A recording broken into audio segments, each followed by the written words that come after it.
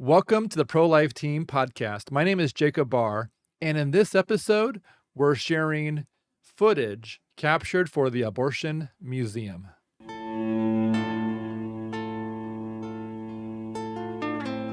Well, my name is Thomas Glessner. I'm an attorney and president and founder of the National Institute of Family and Life Advocates, or NIFLA. And NIFLA is a legal organization providing legal help, counsel, advice to pro-life pregnancy centers around the country. We have 1,700 members nationwide. I've been involved on this issue since 1979, and my wife and I founded the first crisis pregnancy center in the Northwest in 1982. Been on the national level since 1987 through the Christian Action Council, which is now known as CareNet, and then NIFLA, National Institute of Family and Life Advocates. So our work involves providing legal counsel training for pro-life pregnancy centers, both in the legal area and also in the medical area, because we have converted of our membership 1,400 of those members into licensed medical clinics. Awesome. So what are rights, whether civil rights, human rights, or some other kind of right, and does abortion qualify as one or more of these rights? Read it one more time.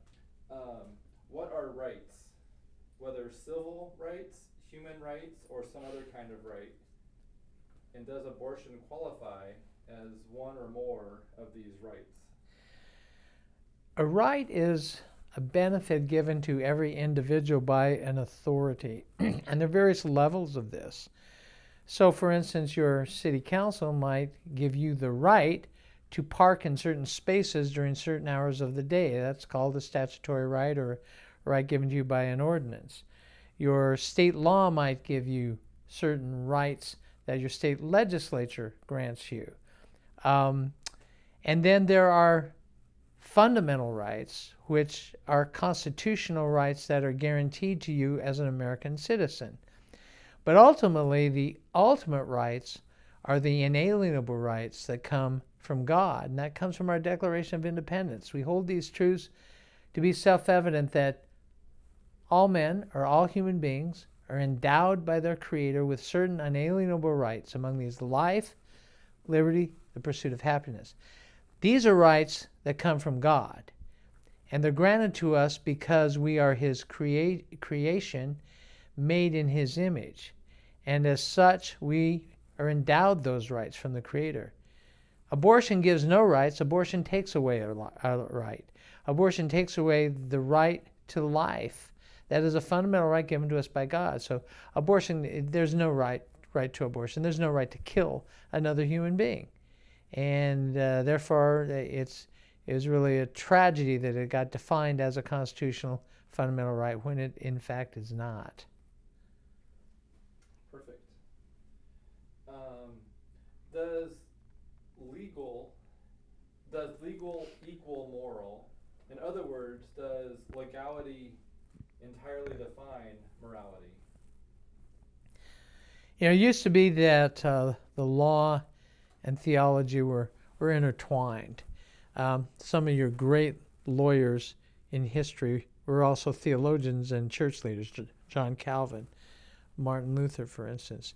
And so morality of the law was based on the morality in Scripture, and the two were intertwined. So what happened in the late 19th century into the 20th century, the school of positivism came into the legal field. Positivism means that you can separate law from morality. They're not necessarily the same. I think Oliver Wendell Holmes was the one who said, morality and right is simply what 51% of the public says it is. No foundation for it. So law and morality are no longer linked together like that. Something can be very, very legal but totally immoral because the two aren't linked. That was the case with abortion. Abortion denies the right of an unborn child to live. And by separating morality from the law, the court in Roe versus Wade could very easily now say, well, you can believe that, but we're going to allow it in our Constitution. So the two are totally separated now. Just because something is legal does not make it moral. I think that's really a critical point now. In the old days, using morality and legality were one and the same because of the link between theology and law. Very good. So the next question is, the Dobbs decision, what is it and why does it matter? The Dobbs decision was a constitutional decision. It just simply stated the issue of abortion and its legality or restrictions on it are to be decided by the elected officials of a state or in the federal government. The Dobbs decision was not a pro-life decision in the sense that it protected unborn children from abortion. It leaves that decision up to the states. Now, by throwing out Roe versus Wade, it certainly gives the opportunity for our elected officials to protect unborn children, and that's a good thing. But it's far from a pro-life decision. Some people have interpreted the Dobbs decision to mean, well, it puts a decision on the legality of abortion and restrictions to the states. It does that, but it isn't restricted to the states. It says elected officials, and that means our federal elected officials as well have a role to play in restricted or even banning abortion. Very good. What was Roe versus Wade? And in your legal opinion, was it a legally sound decision, constitutionally, evidentially strong, responsible jurisprudence, etc.? Roe was the most ridiculous opinion of the Supreme Court throughout history. It was not based on precedent. It was not based on sound law. It was based on political whims of the justices who decided they just feel like we need abortion on demand in this country. Now, that's not the role of the justices. That's not the role of the courts. The court's role is to interpret laws passed by our elected officials. As a republic, by being a constitutional republic, we are governed by the decisions of our elected officials. The fact that they're elected means we have the power to take them out if they do things wrong. We choose our leaders. If they rule in ways we don't want, we then don't elect them again. That's a constitutional republic. And so Roe versus Wade denied that because it said our Constitution grants abortion and states can't restrict it or prohibit it. Well, that was a total denial of a Republican form of government. Up until recently, the Roe versus Wade decision basically got all the attention. When people talked about federal abortion policy and Supreme Court rulings, Roe was the reference point. Obviously, the Dobbs decision changed the conversation, but are there other landmark abortion cases that people should know about? Let me think about that. Well, there's a lot, but with Roe being gone, the precedents set after Roe are no longer valid. Other than to say, even under Roe, the court held that certain restrictions could be allowed, such as the Hyde Amendment, which denied federal funding in Medicaid. States can deny funding for abortion, and those decisions are still valid. Parental consent laws apply to the constitutionality of abortion. If abortion is a fundamental constitutional right, then that's going to restrict the ability of a state to require parental consent and parental notification. But those cases that essentially restricted the ability of states to do that are no longer in effect because of Roe. So it's just a new day. It's a new day as far as what decisions the court is going to give us, and how important they're going to be in future years. Some say that abortion was legal in the U.S. until religious activists started getting involved through the American Medical Association around 1860. That, they say, is when the state started banning abortion. In other words, abortion choice wasn't controversial before about 1860. Is that even correct? Was abortion legally and morally controversial before that time? Yeah, that's totally incorrect. What happened in 1857, the American Medical Association issued a report that said medical science at this point proves without a shadow of a doubt that human life begins at conception, the union of the sperm with the egg. Prior to that time, the belief was, well, human life, really, we can't say it exists until the point of quickening. That's when the mother first feels a baby kick. Now, the reason that viewpoint was there was simply because it was an evidentiary view. It wasn't a statement on true biology. When a baby kicks inside the mother knows she has life. Prior to that time, she doesn't know she has life. So until there's evidence of life, we just don't know. So the AMA comes out with this report, says, no, we know now that life begins at conception. It was in response to that report that states began to ban abortion with their anti-abortion laws. It was not in response to religious pressure and people imposing their religious values at all. It was based on a very scientific report of scientific fact. If a human being begins with the union of the sperm and the egg, i.e. conception, then the law has a duty to protect the life of that human being. An atheist can believe that. Most atheists probably would put it in that way. An agnostic can believe that, or a Christian can believe that. That is a scientific fact and a statement of the basic moral principles in our law. Law should protect innocent life. You don't have to pass a religious litmus test to agree with that. Is that sound in the hallway getting picked up, Isaac? Are we good? I'm hearing it. Oh, you are hearing it? I'm hearing it. Well, just give them a minute. They're just gonna. I don't think they started talking during the answer. I think we're. No. I heard it as soon as I mentioned it? Tom quieted down. Oh, okay, all right. So I think When he's we're talking, okay. though, we probably. Good thing I'm joking. I'm joking. This wasn't. I'll just see if they're gonna. They'll probably run through the hallway. Lock or something. I think we're good. They're gonna get the elevator soon. right. Jacob, we're also gonna need to ask question 2 again when we're all done. So just go through the normal flow and then just make sure to save a little bit of time for question 2. Oh, okay. I took some notes. There was a little bit of rustling happening, Oh, Yeah. okay. but otherwise it was good. Everything else is good. Okay, we make a note at the Mhm. bottom to say do questions. Re-ask, please. Okay. Would you like a water bottle? Oh, no, I'm fine. Okay. Okay, I made a note. All right.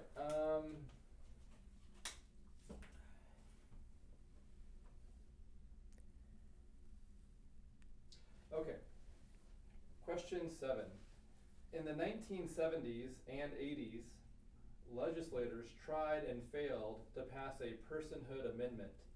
Would you explain that strategy, what came of it, and whether it's still an option? Roe versus Wade was, the Supreme Court was faced with a really difficult question to answer. And they answered it wrongly, by the way.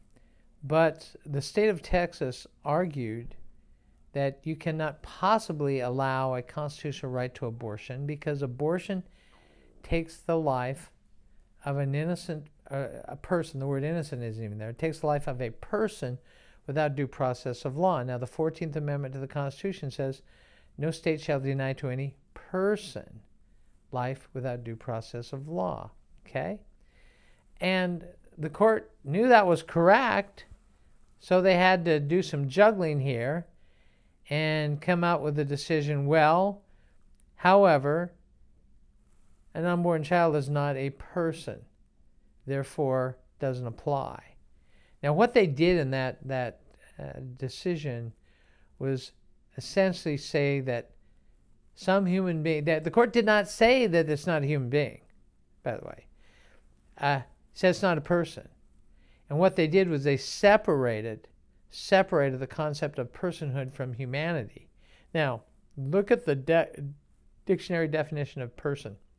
One of the definitions will be a human being.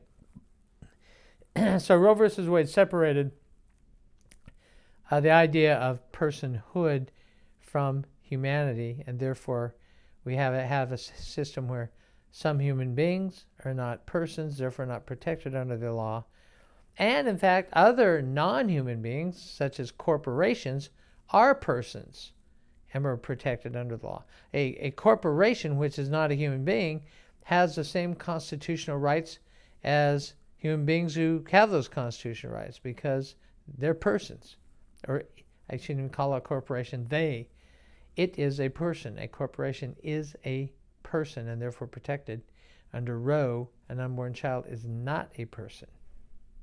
The strategy was simply by overturning Roe, a constitutional amendment needs to be passed that overturns Roe, but the best way to do it was to simply declare personhood in the constitutional amendment for unborn children. Because Roe said it doesn't apply, so the strategy was, okay, so we're going to make it apply with the constitutional amendment. That strategy still is a viable strategy. I don't think it's logical right now with the current court. However, with Roe versus Wade gone, I would say we probably don't need that anymore. You know why? Because the 14th Amendment already protects persons. We have the 14th Amendment, and we can make the very persuasive argument that the 14th Amendment applies to unborn children because of the AMA report of 1857, states then adopting anti-abortion laws as they approved the 14th Amendment. So we don't really need a constitutional amendment, in my opinion. We already have it in the 14th Amendment. Sounds good. All right, so the next question I have is, Democrats seem to be united in the pro-choice camp and Republicans in the pro-life camp. Is that correct? And how have the parties' views on abortion evolved over the years, say from 1972 forward? Democrats used to be pretty much pro-life. In the early 70s, you'd get statements from people like Senator Ted Kennedy, who was a very liberal senator, but at the end of his career was totally supportive of abortion. You can find quotes from him saying abortion is wrong and should not be allowed. Reverend Jesse Jackson, who ran for president in '84, earlier in his days, he spoke out strongly against abortion. He changed his view after he decided to run for president. So what happened in the Democrat Party then was that you had this movement of far-left feminists, Planned Parenthood types, to take over the party and dictate that view of abortion. So it got so bad that a pro-life Democrat governor from Pennsylvania, Governor Bob Casey, very pro-life. He was a liberal Democrat, but very pro-life. He wasn't allowed to speak at the Democrat nominating convention. I believe it was in 1996, when Bill Clinton was nominated again. They wouldn't allow Casey to speak because he was pro-life. So what's happened is essentially the Democrats have walked away as a party. There are pro-life Democrats, of course, who don't agree with their party stance, but they do not have the clout to get that changed. Republicans, on the other hand, in the early days, there were some really bad pro-abortion Republicans.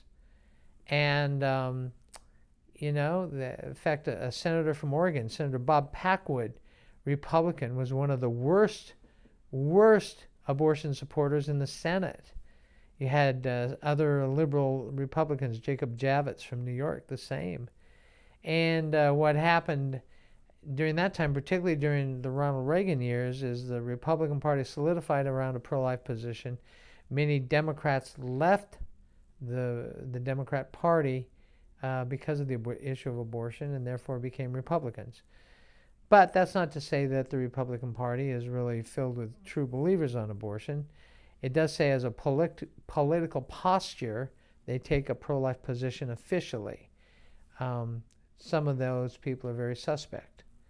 But at least that's the differences of the two national parties right now. Thank you for sharing on that. How was the wider abortion debate in America, how has the wider abortion debate in America evolved or changed in the last 50 years or so? And then also in the last 5 to 10 years? Well, in the very old days, the line of attack of abortion supporters was no one could know when human life begins. Okay? So you think about the logic of that. That's really stupid logic because I'll give an example. Let's pretend you're deer hunting.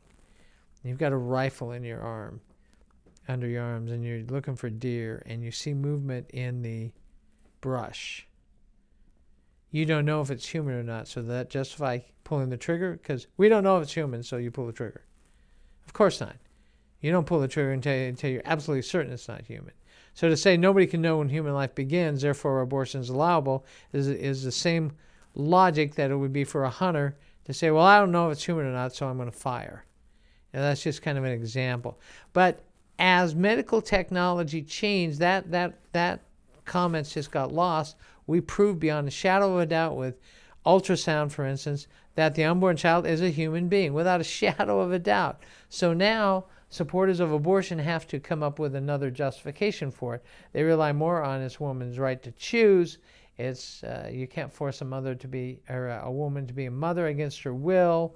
A lot of people would probably say, yeah, I know it's a human being and killing a human being, but it's justifiable killing. A lot of them would say that. So we've crossed over into a very dangerous situation where people are justifying the killing of human beings. And that's where the culture has gone. All right, so question 10. To the best of your knowledge, is the anti-abortion pro-life lobby outmatched in terms of financing, influence, popularity compared to the abortion choice, pro-choice lobby? The pro-life lobby is definitely outmatched on the money end. Planned Parenthood alone is probably now close to $1 billion industry. Planned Parenthood is the number one abortion provider in the world. And the resources there to Planned Parenthood and abortion providers far exceed what's available to pro-lifers. Far exceed that. So, in that end, it's really not a level fight. As far as supporters go, polls seem to indicate that a slight majority of the public identify themselves as pro-choice. I'm always skeptical of polls because usually polls prove what the pollster wants it to prove. And so the result of a poll depends upon who is the audience surveyed, the number of people interviewed, even the interpretation of the answers if questions are kind of gray and not clear. So I'm not quite sure that's true, but it would appear that anyway, that public opinion polls give a slight edge to those who call themselves pro-choice. All right, question 11. What are some of the most effective legal arguments for abortion? And then the same question for against abortion. There's no when you say effective, you mean something that might sway a court or something?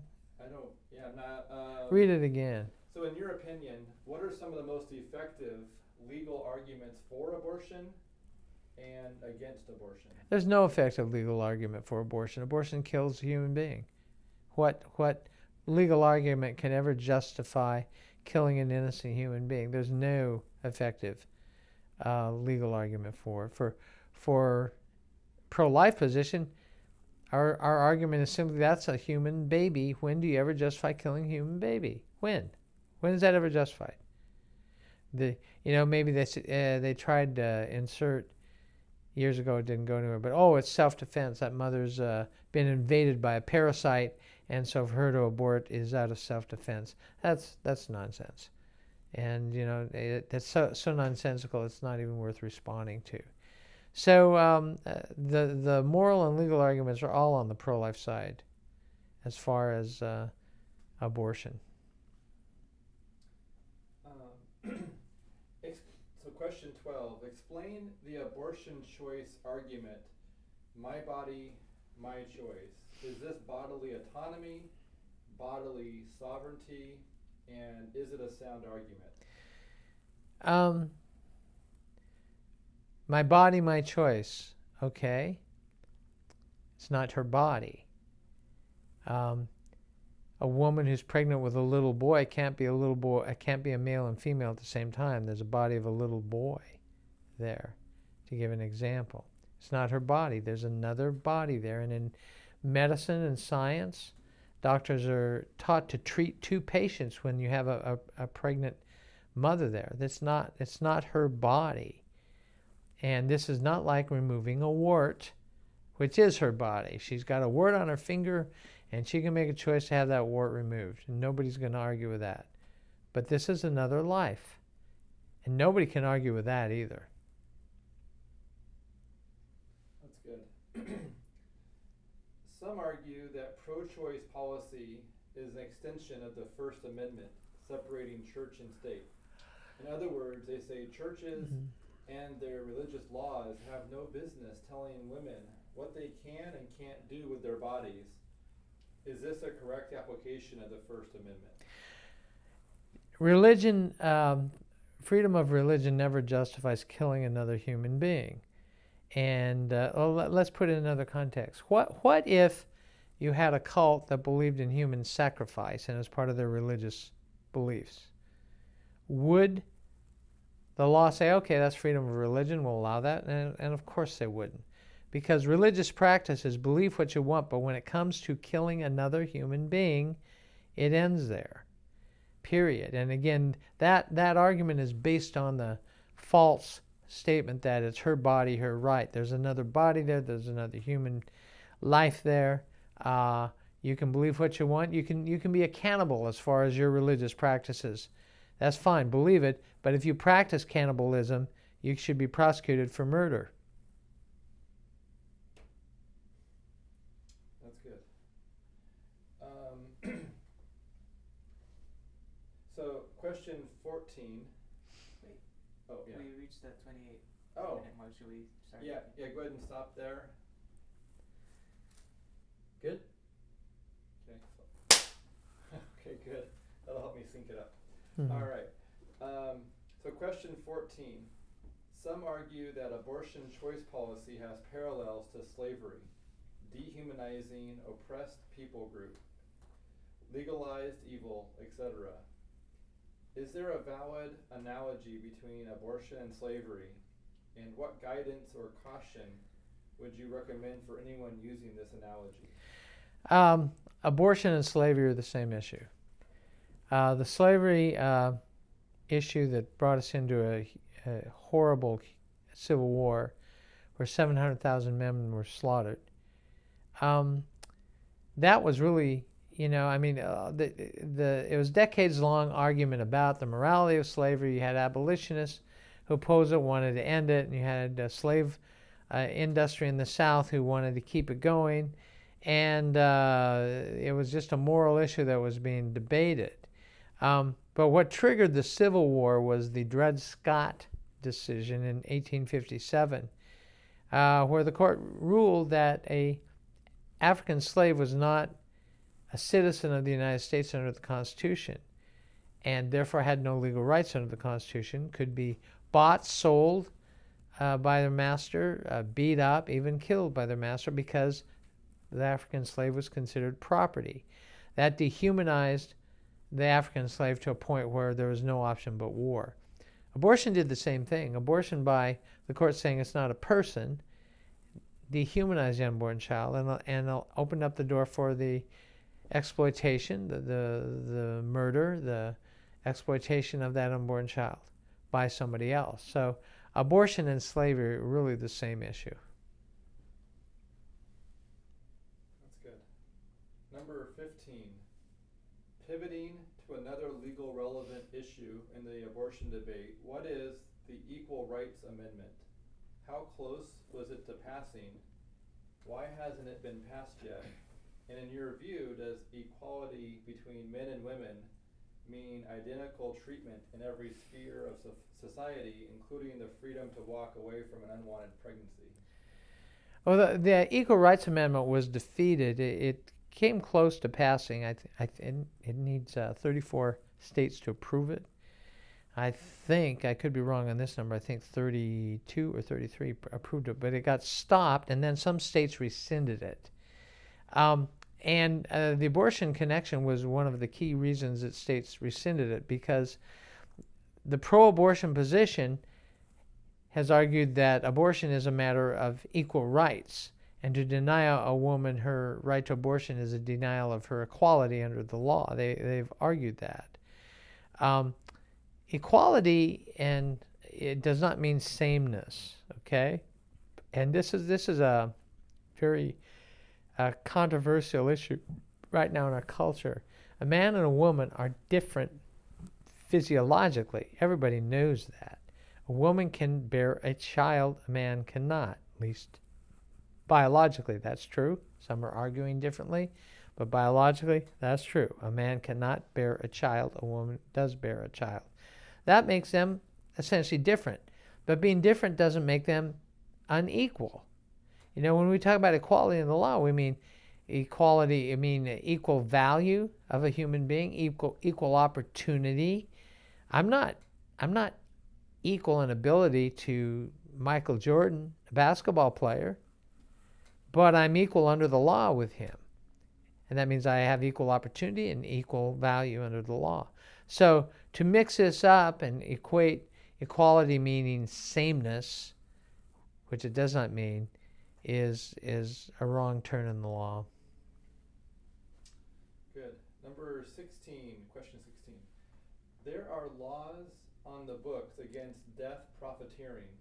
In your view, would abortion qualify as death profiteering, and would that connection qualify as a viable federal law banning for-profit abortions? Say that again. You know, death profiteering. What's that? Here, what's your, I feel like it's almost harder. Some of these questions. Yeah. Just bring I it over. don't know what that is. Here we go. Yeah, so number 16. Here we go.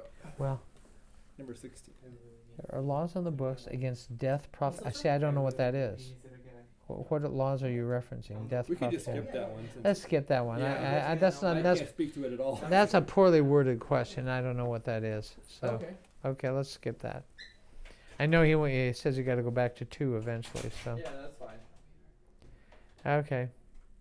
Is he coming back or is he? He's gonna go to the bathroom, but he said he'll text us. Oh, no, he doesn't walk in. Perfect. That's what I was wondering. Okay. All right, we're gonna skip that one. Okay. 17. Does abortion qualify as a crime against humanity? Abortion is a crime against humanity. Abortion is the unwarranted killing of an innocent human being, and abortion policy is doing that in mass. Even with Roe not on the books, we still have at least 900,000 abortions every year, and that type of killing on a mass scale like that is definitely a crime against humanity. Is abortion, question 18, is abortion law and policy for sale to the highest bidder, irrespective of what's right, good, or true? Oh, let me, one more time. What are we? So is abortion law and policy for sale to the highest bidder, irrespective of what's right, good, or true? Okay, I think I know what they're doing. You know, our political system is such that the reality is usually the candidate for office who has more money will win the election. And once you get elected, then incumbency brings in more money to stay elected. So if you're in a state where the public's split on the issue of abortion, you just say the right things to the right people who support abortion, who will give you more money, chances are you're going to win. Public is highly persuadable about these 30-second political ads. And the pro-abortion ads are so dishonest. Someone who's uninformed will look at that and probably vote for them. And money buys the quality of the propaganda. So you could very well argue that abortion is for sale to the highest bidder. Is that question 18? That was question 18. You might have to retake that one. Oh, no. What is that? I think your hands were. Oh, Oh, the audio. Yeah, you're rubbing your hands, and I heard every last bit of it. all right. So question 18, if you want to redo, or Sure. I'd rather not do that one. That was a tough one. I was thinking, Should we just skip it? yeah, let's skip that. All right, sounds good. Okay. Yeah. Question 19. Abortion has sometimes been described with extravagant language like genocide and Holocaust. Legally speaking, is this language more or less correct? And then, is it helpful? Are there contexts where you would use this language and others where you wouldn't use it? Well, when you debate the abortion issue, you got to know who your audience is. And so to use inflammatory language, for instance, what is an abortion? Well, an abortion crushes the skull of an unborn infant, decapitates the unborn infant, cuts off her arms and her legs, scrapes her out of a mother's womb, puts her in a bag, and she's dumped in a waste can to be destroyed as garbage. Now, that's an accurate statement I just said. Would it be wise for me to use that language in certain settings?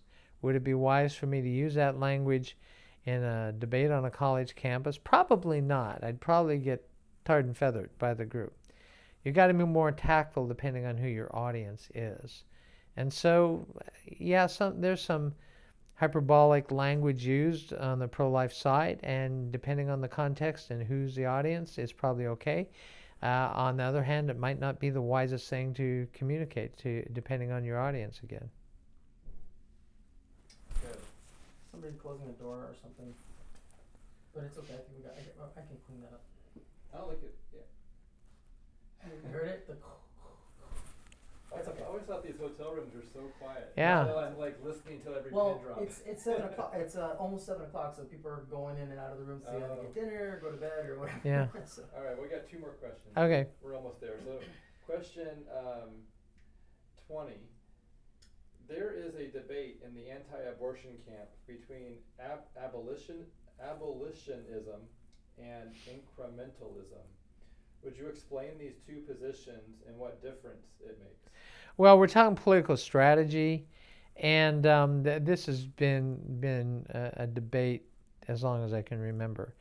Incrementalism simply means you got to take what you can get realistically in the political realm, and if that means agreeing to something less than perfect, you still take it because it's going to save lives. Now, let's give you an example. Let's say you have 100 children in a house. The house is locked and the house is burning down. 2 of those children are in the attic.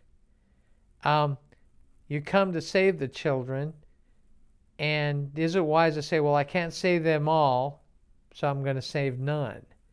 That's an absolute position.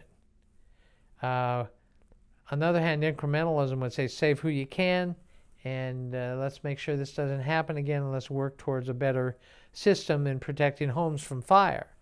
You know, this debate's been going on, and it's usually centered around the rape incest exceptions. Nobody in the pro-life movement says rape and incest are reasons for abortion.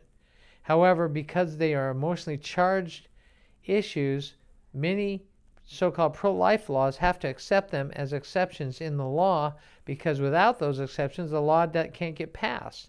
And with passing of the law, you can save more children. So that's incrementalism.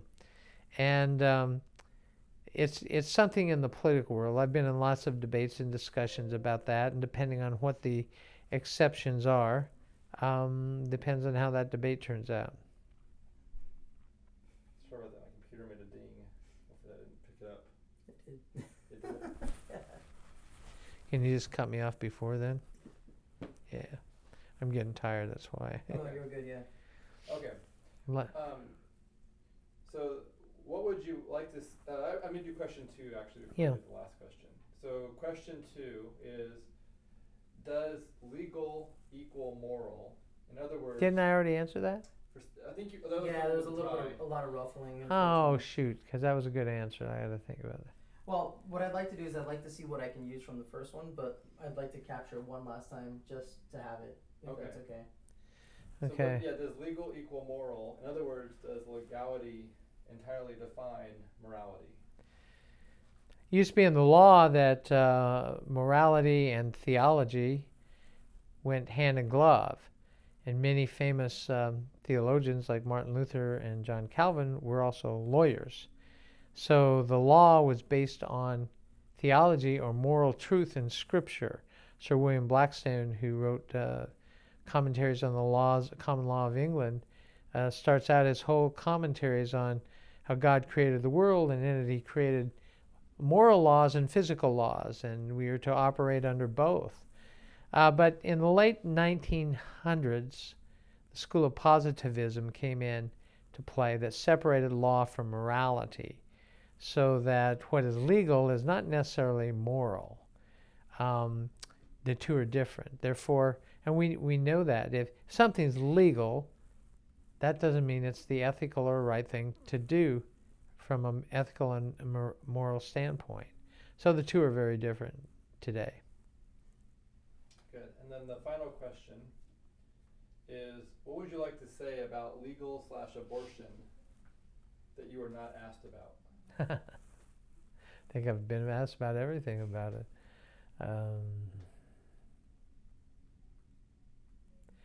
I don't know. Part of it is I'm really tired, so I'm Well, not sure. I think we're in gotta. good shape. Yeah. That last one is just an extra in case you Yeah, wanted to yeah. say something we didn't ask. Yeah.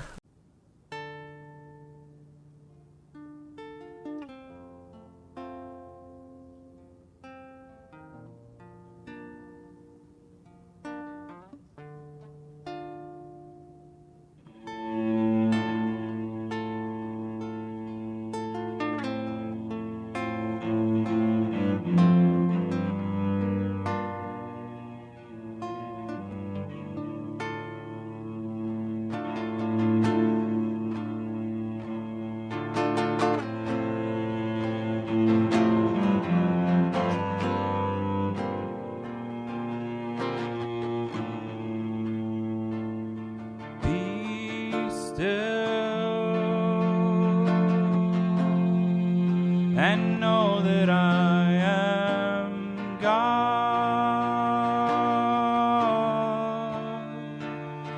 Be still and know that I am God.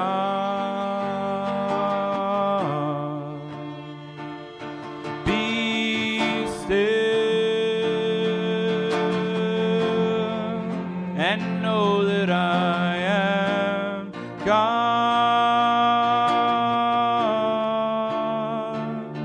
Be still and know that I am God.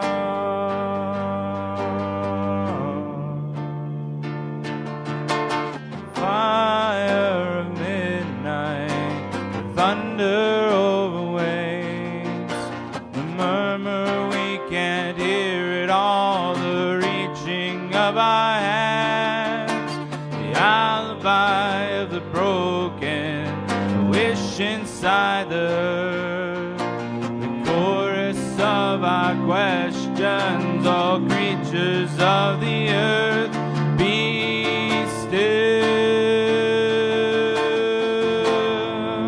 and know that I am God.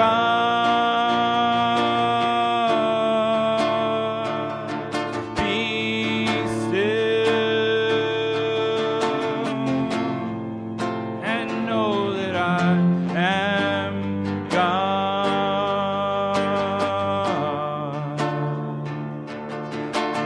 Broken sob at the graveside, the wedding bells at noon,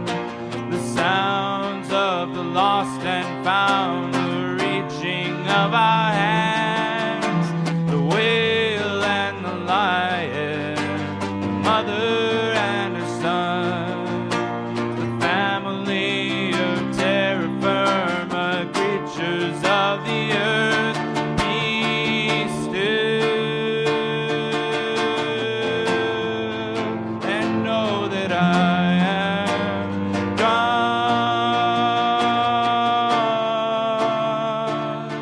Be still and know that I am God.